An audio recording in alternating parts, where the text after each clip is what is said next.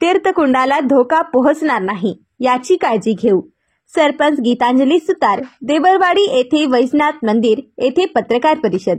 वैजनाथ मंदिर परिसरात सुरू असलेल्या विकास कामात कंत्राटदार व सार्वजनिक बांधकाम विभागात समन्वयक आहे.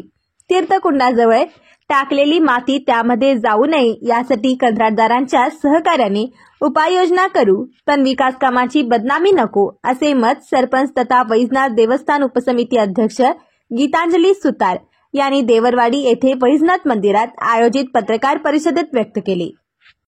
सरपंच सुतार म्हणाले, वैजनाथ मंदिर हे पुरातन असून कर्नाटक व महाराष्ट्रातील भाविकांचे श्रद्धास्थान आहे.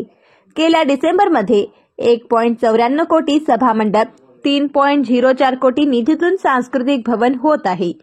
देवस्थान उपसमिती, सार्वजनिक बांधकाम विभाग यांच्या देखरेखीखाली दर्जेदार काम सुरू आहे.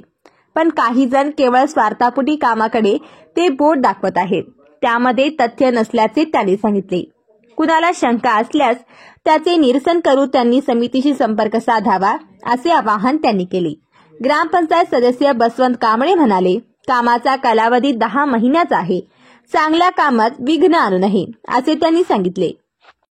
गोपाळ आढाव म्हणाले, दर्जेदार काम करून घ्यायची जबाबदारी आमची असल्याचे त्यांनी सांगितले. विजय भांदुरगे म्हणाले, कुणाला शंका असल्यास त्यांनी समितीशी संपर्क साधावा, त्याचे निरसन करू, पण चुकीची बदनामी कोण करत असेल तर खपवून घेणार नसल्याचा इशारा त्यांनी दिला.